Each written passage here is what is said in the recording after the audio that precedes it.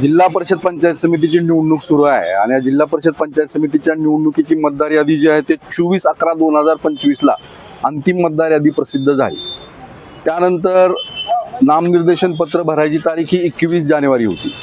नामनिर्देशन पत्र भरले, त्यानंतर उमेदवार फायनल झाले। आता मतदान 7 तारखेला आहे, ते सुद्धा 2 दिवस एक्सटेंड झालंय म्हणून 7 तारखेला मतदान आहे। आणि काल 3 तारखेला खाडगाव मधल्या मतदारांना असं समजलं की 3 तारखेला त्यांच्या त्या भागातले त्या मतदार यादीतले 2800 नाव हे तहसीलदारांनी वगळलेली आहेत। अतिशय बेकायदेशीर असं कृत्य या तहसीलदार महोदयांनी केलेलं आहे।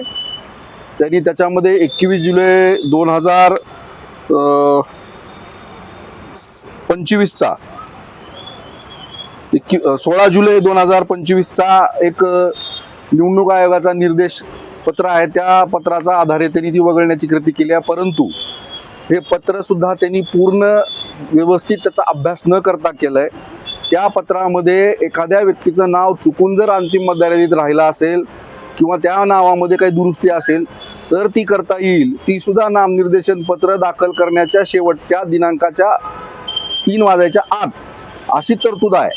परंतु त्या पत्राचा गैरवापर करून सत्ताधाऱ्याच्या दडपशाहीच्या पोटी तहसीलदार महोदयांनी 2800 नावं मतदार यादीतून वगळलीत। पैकी बरीच नावं अशी आहेत जी की आज खाडगाव ग्रामपंचायतचे सदस्य आहेत, विद्यमान उमेदवाराच्या कुटुंबियाचे नावं त्यात आहेत।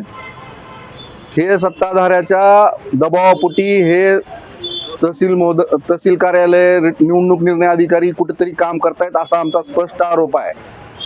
कारण ही सगळी जी कारवाई केली आहे ती सगळी 21 तारखेत केली आहे, बॅक डेट मध्ये 21 तारखेला कारवाई केली होती, तर मग तिला आजपर्यंत प्रसिद्धी का दिली नाही? काल 3 तारखेला प्रसिद्धी द्यायची काय आवश्यकता होती?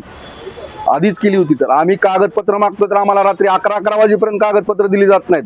एवढंच जर कायदेशीरपणे हे कारवाई केली असतील तर ते कागदपत्र द्यायला भीती काय वाटते? साधी पंचनाम्याची कॉपी आजपर्यंत भेटलेली नाही आम्हाला, कुठल्याही गोष्टीची उत्तर दिली जात नाहीत। आणि ज्यावेळेस आम्ही सांगितलं की इथं ग्रामपंचायत सदस्यांची, त्यांच्या कुटुंबियांची नावं वगळलेली आहेत, खाडगावमध्ये पिढ्यानपिढ्या राहणाऱ्या व्यक्तींची नावं वगळलेली आहेत, कारण काय तर महानगरपालिकेत मतदार यादीत नाव आलंय म्हणून। काँग्रेस पक्षाच्या वतीनं एवढी निवेदनं दिली, एवढे आक्षेप दिले, त्याच्यावर कधी कारवाई झाली नाही दुबार मतदाराची। आत्ताच का केली? का गरज पडली अशी? कुठेतरी विरोधी पक्षाला मदत व्हावी या भूमिकेतून ही कारवाई केलेली आहे असा आमचा स्पष्ट आरोप आहे। भारतीय जनता पार्टीला जर खरंच अशा पद्धतीने निवडणुका घ्यायच्या असतील, अशा पद्धतीने जर मतदान करून घ्यायचं असेल तर निवडणुकाच न घेतलेल्या बऱ्या। आणि त्याच्यामध्ये एक नोटीस काढली आहे उमेदवारांना ह्या मतदार यादीबद्दलची सूचना द्यायसाठी म्हणून एक बैठकची नोटीस काढली आहे। जाणून बुजून त्यात बैठकीची तारीख सुद्धा दिलेली नाही कुठलीही, कारण त्यांना हे सगळं बॅक डेट मध्ये करायचंय।